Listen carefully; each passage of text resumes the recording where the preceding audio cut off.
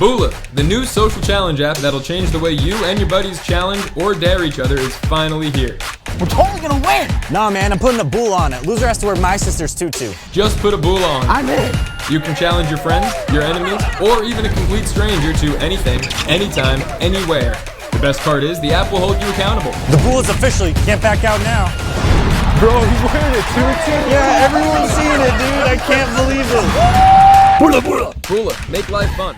Hey, this is Josh Booty with Win the Weekend podcast, and I'm sitting here with my good buddy Keith Miller, and he's the owner of Showcase Football. And I wanted to tell the listeners a little bit about Showcase Football first, and we'll get into some of these recruits. Yeah, absolutely. So Showcase Football, it's a platform where the country's biggest and brightest show up to showcase and compete, but also the nation's most under the radar talent across the country.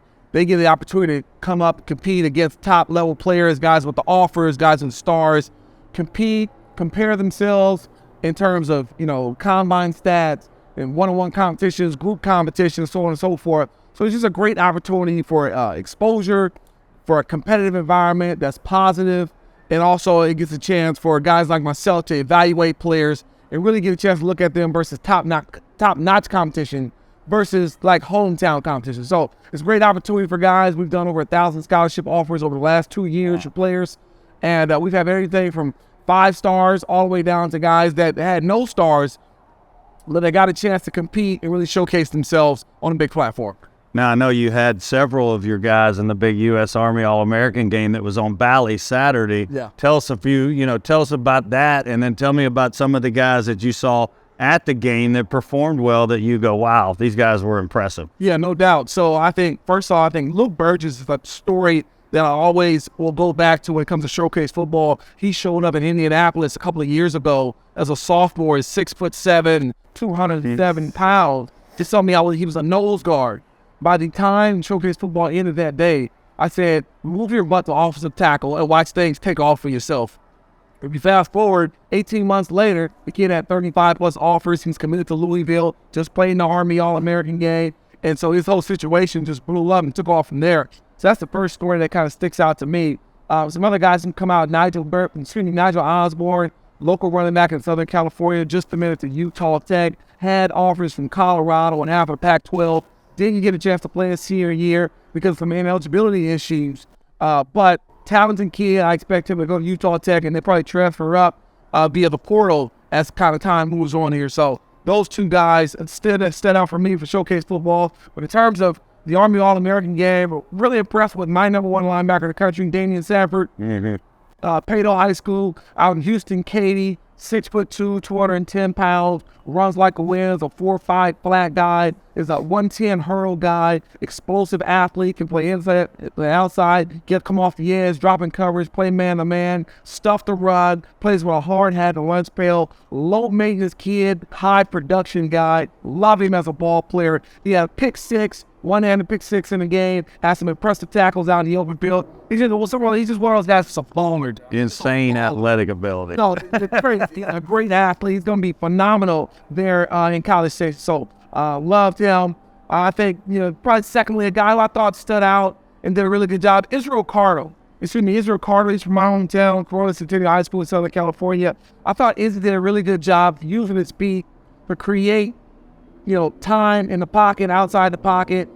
Showed he had a really good arm, suffered from drops from some really good throws down the middle in the scene, hitting guys on the numbers, but they couldn't pull the ball in. But I thought Izzy showed his talent, his athletic ability, his accuracy, his ability to escape the pocket and really make plays when his legs showed out for me. Yeah, I appreciate that. I know we also had the underclassmen combine, right? We had 500 or so players come in to really show their worth, to maybe be potential guys for the All-American game next year, right, or the next year. And out of the juniors that were out there that were competing, were there any that really stood out to you? Yeah, listen, I've long stood on the table for DJ Lagway. He's the 2024 quarterback out of Willis High School in Houston, Texas. Since last year, this time, I ranked him ranked number 1 player in the country in 2024 class. But let me tell you, there's going to be a fight to the finish here. As we had big Colin Hurley show up from Jacksonville, Florida. He just reclassified from 25 to 24. and he stepped on the field and just blew us all away, not just with his physical ability, but I thought with his confidence, I thought with his moxie, I thought with all his intangibles, his leadership, the way he spoke to coaches, how he accepted coaching, and just how he talked to his other combine mates. He was really, really impressive. And then his physical traits are off the hook, right? I like to call him a Jalen Hurts clone with kind of V12 RPMs and horsepower. I mean, this guy's impressive, physical, built the right way, strong, athletic, a power arm from the pocket with the ability to escape, extend, and push the ball downfield vertically at any point in the play. So, And he's going to LSU, which I like. he's big time, all right? I tell you right now, if Brian Kelly got his guy, and the Tigers, they're going to be in it to win it over the next 2, 3, 4 years where Hurley comes in. There's no question about it. There's going to be a fight to the finish for the number one player in the country. For me, it's between Lagway and Hurley. It's going to come down to a wire. I can guarantee you that. Well, man, that's some good stuff. It's always, you contribute a ton to this game, and you know these kids better than anybody on a national level, right? And you catch them early. And now we're going to start catching them early at the U.S. Army Bowl yearly. And guys like Colin Hurley, who's 15, 16-year-old kids, we know they're the future of college football. Those are the guys that got, are 5-star guys, 4- and 5-star guys across the board that have chances to make big impacts early. But we appreciate what you do. We appreciate you telling us a little bit about the recruiting process on some of these guys and talking about the guys that you brought in. And we're going to talk a little bit about the transfer portal. Yeah.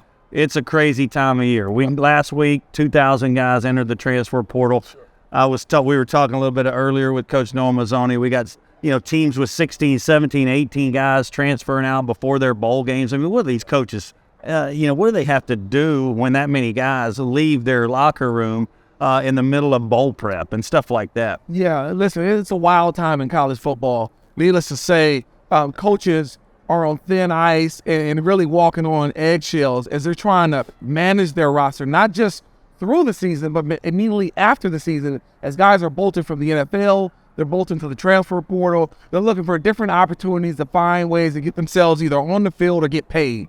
And so right now with the transfer portal, it's taking a huge impact into high school recruiting. High school kids across the country who would normally sign around this early signing period time, who would normally have national letters of intent on their table, on their desk, ready to sign off to a college, be committed through the process. Those guys are really stuck between a rock and a hard place. Right now, there are not enough opportunities because transfer portal guys are taking those opportunities away. College coaches, they're vying for guys who are older, who are bigger, who are stronger, more developed versus a high school kid who has to go through a learning curve of development. So right now, I think, high school kids, they're on the outside looking in. They're a tough spot to be in. But I think, if they continue to stay the course, be patient, maybe they have to take a different route to get to the Division I or Power 5 level. I think that's what they need to do. That's what they may have to do. What they can't do is give up on their dreams and shut it down just because things didn't happen to go their way. Right now with the transfer portal and all this, it's lack of regulation across the college football landscape. There's some extremes here too. When you think about branding and marketing, and when you're hot, right? Like maybe Deion Sanders in Colorado, they could get hot. Lincoln Riley got hot last year in the transfer portal. See what happened. They got 9 or 10 wins this year. Then there's teams that take hits because of it. Jimbo Fisher's lost 19 guys already this year, and where do those guys go? But this thing, the dynamics of this thing is crazy. Like you said, it's the Wild West. There's not a lot of loyalty with these programs anymore. These kids want to play, and sometimes they get in situations where now they're out in no man's land. And you mentioned it. It's got to be tough on some of the families. Sure. Hey, listen, it's tough on the families. I feel for the coaches. Running into a Power 5 head coach in the airport on the way out to Dallas, we talked about recruiting. He said, Keith, it's not recruiting anymore. It used to be about building relationships with the families, with the kids, bringing in a guy that you really believe and trust in. Now it's more like going shopping, right? You're kind of picking guys out of a window. You're like a window shop. You're like 50 Cent, right? So at this point in time, things are a little murky. Hopefully we get a little bit more clarity kind of as we move forward here. Hopefully we can get, the reins tightened up around this deal, because right now the portal's out of control. There's a lot of people being affected by it. Well, Coach, we appreciate you talking the transfer portal with us, and we appreciate it, brother. Hey, no doubt about it.